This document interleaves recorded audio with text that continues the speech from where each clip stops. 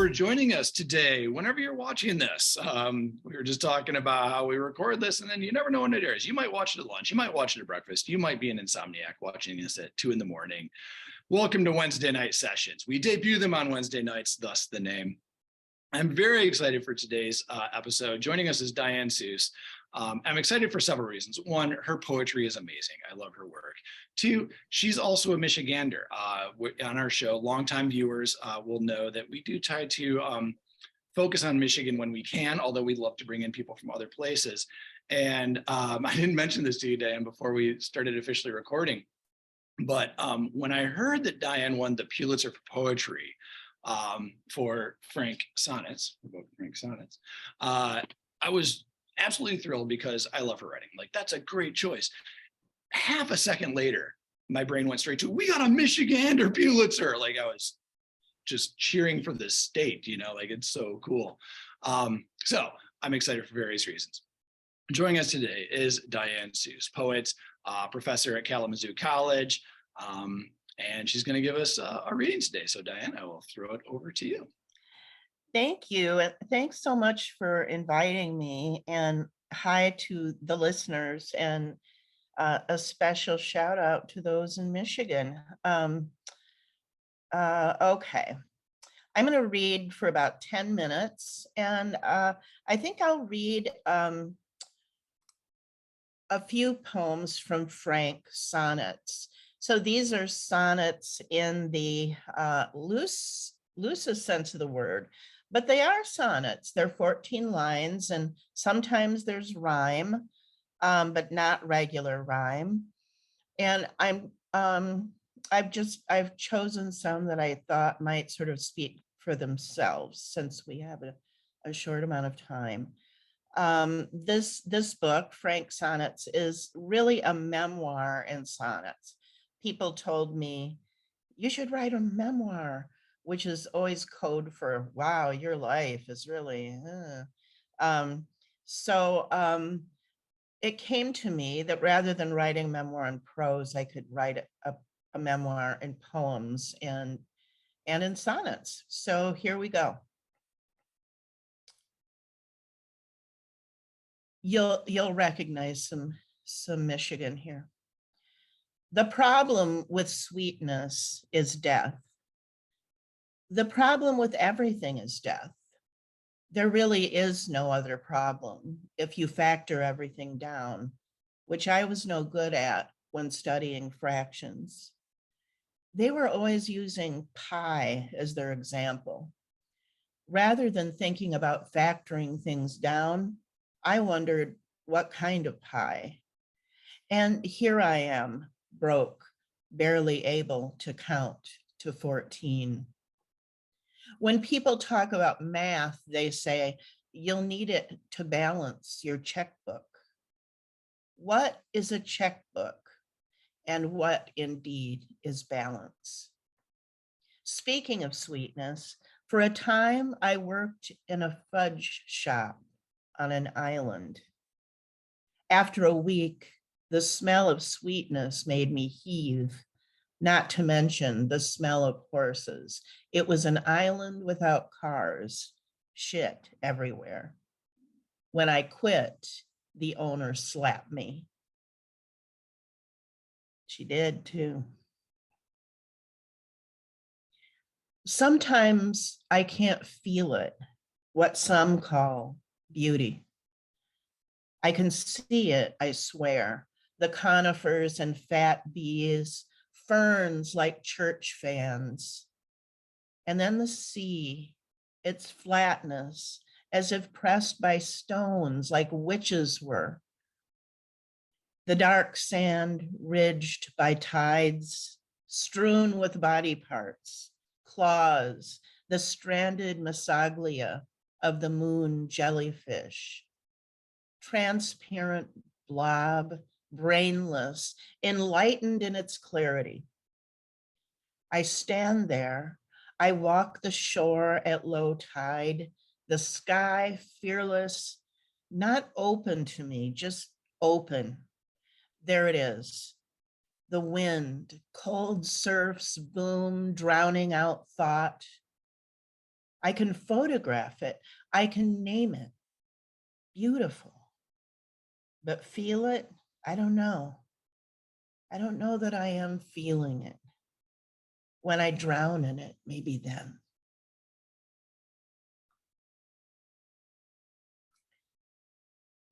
This is a childhood poem. My father died when I was 7 and had been sick a long time. And I actually found out at school before my mother came to pick me up and tell me. And this starts with a quotation from Virginia Woolf. No need to sparkle, Virginia Woolf wrote in a room of one's own. Oh, would that it were true. I loved the kids who didn't. June, can't remember her last name, tilt of her head like an off-brand flower on the wane, her little rotten teeth the color of pencil lead, house dresses, even in 4th grade. And that boy, Danny Davis, gray house, horse, eyes, clothes, fingertips, and prints. Freckles, not copper colored, but like metal shavings you could clean up with a magnet. Now, Mrs. LaPointe was a dug up bone, but Miss Edge sparkled, taught the half and half class. 3rd and 4th grades cut down the middle of the room like a sheet cake. Wore a lavender chiffon dress with gauzy cape to school. Aquamarine eyeshadow. Sweetie, she whispered to me, leaning down, breath a perfume. Your daddy's dead. Tears stuck to her cheeks like leeches or jewels.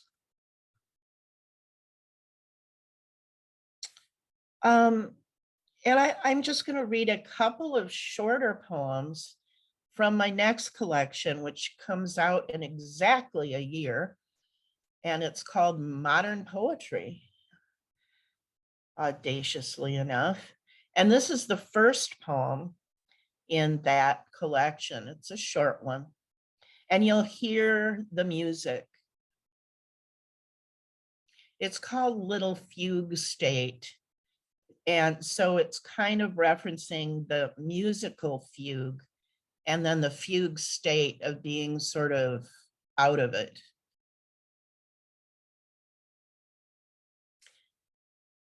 Far have I wandered, not knowing the names of where. Long have I woven this dress of human hair. Here I have pitched my tent, here and there, not knowing my name or where, not even the color of my hair, nor why it tangles so, nor where my comb goes, nor where my brush. How far I wandered through underbrush, into onrush, nor where my body was, nor what it called itself, nor the nature of my calling, nor what my scrawling meant. Not this scrawl then, nor this scrawl here, nor what a self could be, nor what a bee could be, nor breath, nor poetry, this dog I've walked and walked to death.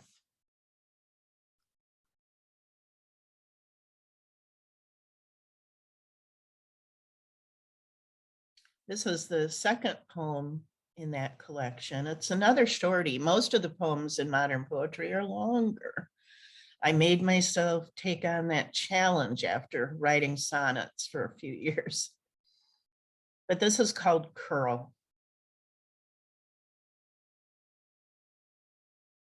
No longer at home in the world, and I imagine never again at home in the world. Not in cemeteries or bogs churning with bullfrogs, or outside the old pickle shop. I once made myself at home on that street, and the street after that, and the boulevard, the avenue. I don't need to explain it to you.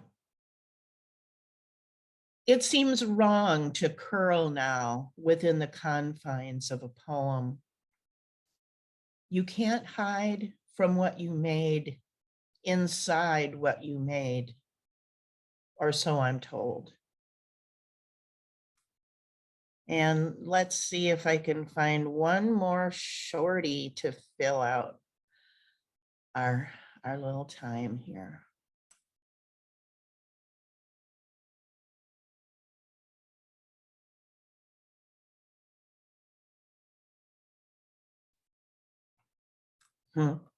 Some of the poems in modern poetry address me. This is called Comma, and it's my last poem. To never be touched again. That line has a sound. Hear it? I don't want to bring a story to it, not even an image. It has a sound. Listen. To never be touched. Oh, a nurse, a doctor, but never to be touched in that way. You know what way. Listen, hear it. Let's not tag it with a feeling. Give me a break. What possible song would you play when you toss my ashes? Someone once asked me. There is no song, he said. Don't narrativize, Diane. Don't narrativize, Diane. See what a comma can do? Thank you. Oh man, that was outstanding. Thanks. Oh wow. I love thank you for mixing up the set list a little bit. Yeah, it kind of came to me. Try it out. Yeah, no, it's fun to hear. I mean, there's like such a shift in direction. Mm-hmm. It's really important to me once I've written a book and immersed myself in it, whatever its gig was, you know, and in Frank, it was the sonnet, the short poem, and the a lot of, you know, kind of storytelling because it's the story of my life. And so I knew I really needed to take a sharp turn after that. And, you know, it was pandemic and shut in and abject solitude. And I found myself really ruminating and thinking about, you know, the meaning even of poetry. And I decided to take on the longer poem for the most part, and music itself, the lyric. And so there's a lot of poems with music and about music and titled after music, like Rhapsody and ballads and that kind of thing. So it really takes a turn. Interesting. I actually, one of my potential questions was about the role of music in your work. So let's run with that for a second, because okay. in Frank Sonnets, you're kind of in the New York punk scene for a moment. There was CBGBs and oh yeah, the music that I kind of came up on once I discovered that world.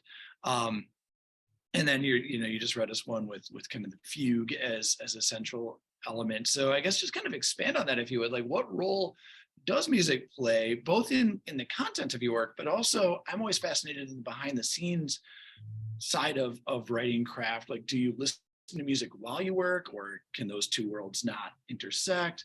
So yeah, just kind of talk to us about the role of music in your writing. Yeah. Oh, there's so much. I'll try to be brief. So when people ask me, you know, what are your influences? What were your early influences? You know, it wasn't Yeats or Shakespeare, it was rock and roll. And when I was in New York, you know, I was young. It was just post college.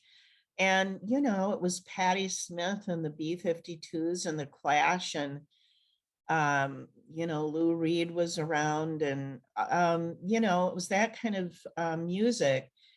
And it both trained me and nettled me, because the role of women in that realm was really complicated.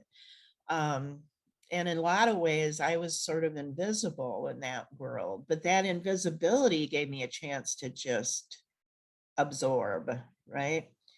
Um, and yes, in answer to your question, for modern poetry, I really don't know much about classical music. So, but I felt like it was important to this book. And so I did a crash course. That's kind of what I do. I like to research stuff for my work. And I learned just enough to make myself dangerous. Yeah, a little knowledge is a dangerous thing. Yeah, so and then I trust my gut. So but I do listen to music. And in fact, if I ever feel sort of like I don't know how to find the thread to write again, um music will do it for me. Like there's certain tunes, there's certain artists that I almost try to steer clear of in other times because there's just so they hit me so deep, and it leads me straight to the page. That's so cool. Yeah, I as we were talking earlier, like I also write nowhere near at the level you do. Hey, uh, but I also find that, and I'm always a little surprised when people say like, oh, I can't have any sound when I'm writing. I no music at all, or the very common response of maybe jazz or classical, something without words. mhm. And I mean, yes, I love jazz, and we'll definitely put that on. But kind of a ditto. Like I'll, depending on the project, like sometimes I'll specifically pick, um, I don't know, a singer songwriter if it's kind of a meditative thing I'm working on versus Mhm. something a little bit more raucous. You break out, Husker Du or whatever the case may be, right? So I'm happy to hear you say that because I always feel like maybe. Yeah, it moves me right into whatever the part of my body and mind um are open to language in a very improvisational way. It is triggered by music. Uh-huh. Very cool, very cool. I guess then the other question, the other question is usually supposed to be goofy. You might get three questions because I Okay. kind of force myself to not just talk writing. Also really interested, kind of the same question, but form. I'm also really interested. You kind of talked a little bit like you had done sonnets, so you had to do something different. How much does the form um, impact where you end up going with a piece, right? Or, Oh, or do yeah. you have a goal in mind for a piece and then choose a specific form, like when free verse, when sonnet, when like how does that work? Do you set out to do it, or does the piece kind of determine its own course? I think the first, that is, I'm really interested in form, both traditional forms and then sort of, even if I'm not using a form, a given form, I might decide this is going to be in 10 line stanzas or 3 line stanza, just something that's kind of a given um, to compose around. I think structure, compression is poetry in a lot of ways. And even when I'm writing a long poem, as I did in modern poetry, I'm thinking about, like a lot of them are really skinny. And I've never written, mostly I write wide lines.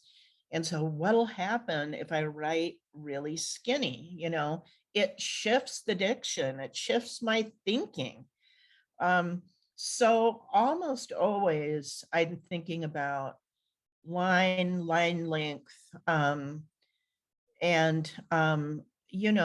with the sonnet, just having that 14 line given to sort of serve as safety net and corset and to sort of butt up against really gave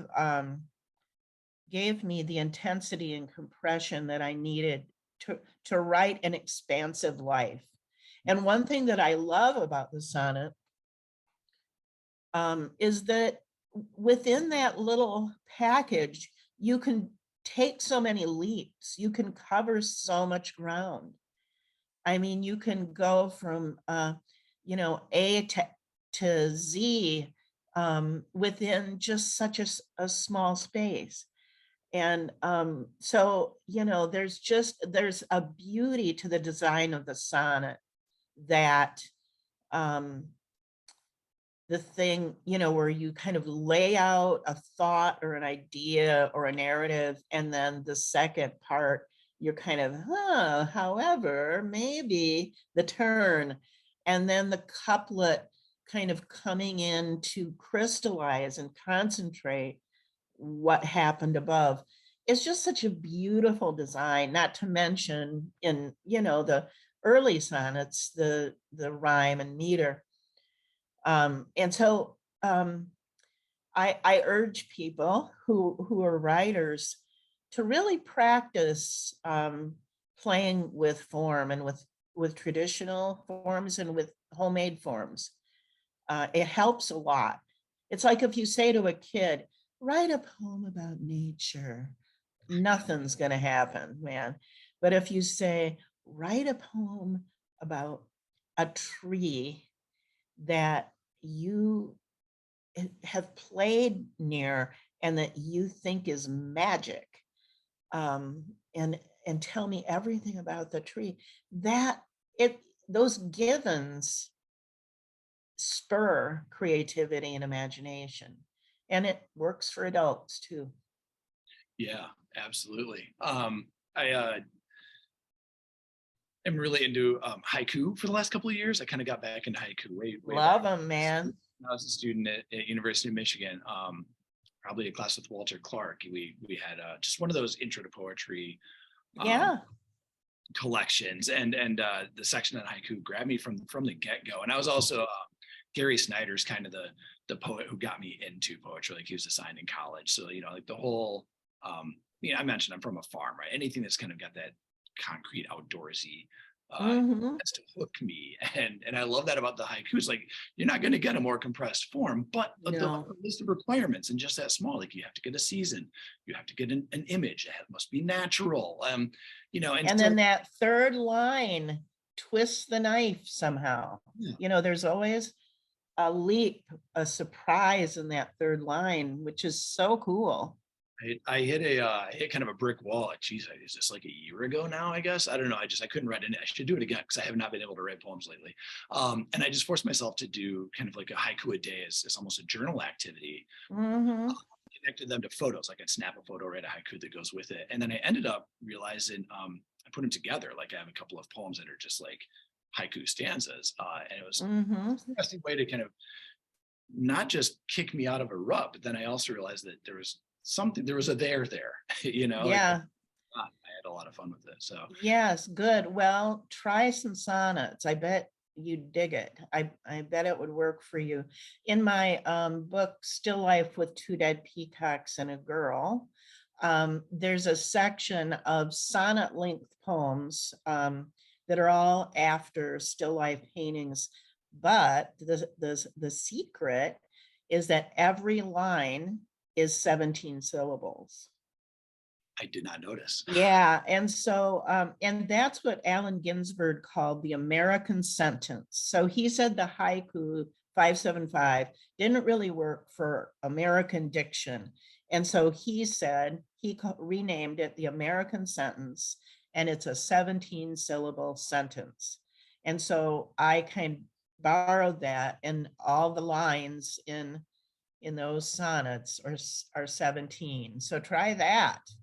Yeah, look out, Farmington Community Library. I'm coming back for that book. I actually heard that one last fall, so I'm going to check that back out again because I did not notice. Yeah, it was really, so, that's a lot of plate spinning. That's 14 lines, 17 syllables per line, still life painting. And then the fourth element was somehow connecting that painting with my rural upbringing.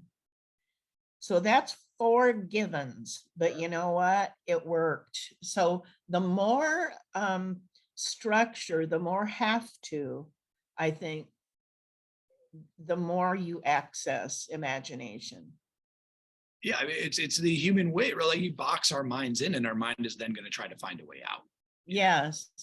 Terrence Hayes has a book called Wind in a Box, and that's his metaphor for a poem, Wind in a Box. Oh, that's very cool. I'm not familiar Mhm. to check that out. Okay, so you get a bonus round question then, because we haven't really done anything. Okay. We were talking a little bit about how like COVID kind of locked things down. This show originally was live in person and then became a web show, yada, yada, yada. I haven't been to Kalamazoo in a long time. My folks met there. We used to go to Bronco football games every year. Mhm. It's been a minute. So who knows, maybe in 2023, I'll get back over to Kalamazoo. Tell us what's something in Kalamazoo that we should not miss next time. Ooh, wow, that's a really good question, because it so depends on your loves, your point of view. I mean, I kind of want to say, I love the city, and it's a very artful city. There's a lot going on. And there are places like Bell's Brewery, if you like beer and music. But I want to say, don't get outside of town. And there, even if you just go west on M43, which is West Main Street, and pretty soon you'll be out in the sticks. And there's a lake called Wolf Lake. Actually, my second book is called Wolf Lake, White Gown Blown Open. And that poem is from that lake. It's a clear little deep lake with no houses around it, and cattails and strangeness. And not far away from there is the fish hatchery, where you can walk and see, birds and just the scruffy beauty of Southwest Michigan. And so I would urge people to not miss what's outside of town. That's a fantastic answer. Mhm. I'm gonna have to try that out sometime. That's Yeah, go head west. Yeah, there's a great little farm stand out there if you're there during the summer. I often take rides in that direction or walk at the hatchery or whatever, and it helps me feel like a human being. yeah, gotta But get out. Kalamazoo itself is great. It is a very cool. It's a real like hidden gem. I feel like in the Midwest. It is. It's not as consciously hip as Ann Arbor. It's just more naturally hip. It's probably because I've spent a lot of time in both cities, but I often think of them as kind of related. Like yeah, the famous one and the one that never got the spotlight, but really yeah. the same. And I think we kind of like it that it's a little incognito, but yeah, there's really great stuff downtown, and a lot of poets, a lot of theater, the college and the university. I sound like, I work for the We both are. We're hyping. This is the Hype Kalamazoo episode. Hype Kalamazoo. Yeah. Great little restaurants. There's a bakery, Sarkozy's Bakery, that's been around forever, and really a wonderful story there. So yeah, it's cool, but also get outside. Another poet, Todd Dillard, and I were trying to put the full court press on Bell's Brewery to let us be their poet laureates. What a great idea. Nothing came of it yet, but yeah, we every now and then we remind them, like, hey, remember you were thinking about this? So maybe, you never know. And we have the Kalamazoo Blues Festival. A lot of stuff shut down, and we're still in the process of figuring out how to safely operate ourselves. Yeah, no, I mean, I only sneak out of the cave for brief moments at a time. Same. I mean, I'm one of the ones who still functions under the reality that it ain't over, you know. Yes, very much. And I have to think of myself and my mother, who I help take care of, and others. So yeah, You know, yeah, we to did. not be in denial is a very difficult thing. Yes. Yes. All right. I do need to wrap this up, but maybe that's your next poem, right? Like, Exact. Well, it sort of is in modern poetry. Yeah. perfect. Very Yeah. good. So thank you. Thank you, Mitch. And thank you, listeners, for bearing with us. Well, thank you, Diane. This has been a true pleasure. I really appreciate you taking the time to do this episode. Oh, so thank you very much. And readers, again, Frank Sonnets is already out there and in the world. Won the there Pulitzer. it is. Yeah, that's right. Yeah, Pulitzer, baby. Get that emblem right out there, right? Still hasn't sunk in. So if you can help it sink in, that's cool. I imagine that's the sort of thing that never really feels kind of normal. Well, it's like another thing I meant to mention. This will come out way after your run is over, but right now you are the guest editor for the Poem a Day poems to the Academy of American Poets. And today, as we record this, was Gustavo's poem. I love him. I love him. I'm a reader for Bracken magazine, and when one of his came through the cool a while back, I'm like, Gustavo, it's so cool to see a poet you already know and love come through. Yes.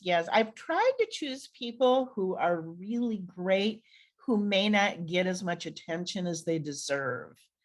So I'm hoping this month brings attention. Some of them are people you will very much recognize, but a lot of them aren't, everyday names, but they ought to be. So this same season is going to feature an episode with Ralph Jenkins, who is a poet who does not yet have a book out, and definitely put him on your radar. Okay, cool. Here, I think he's like Ralphie Boy. He's got a handle that doesn't match his actual name, but Ralph Jenkins, phenomenal. Okay, I'll find him. Track him down. Thank you. Yeah, thank you for doing this, Diane. Take care, and I hope we run into each other down the road sometime. Wonderful. Thank you. And viewers, come back for the next episode as well. We'll see you next time.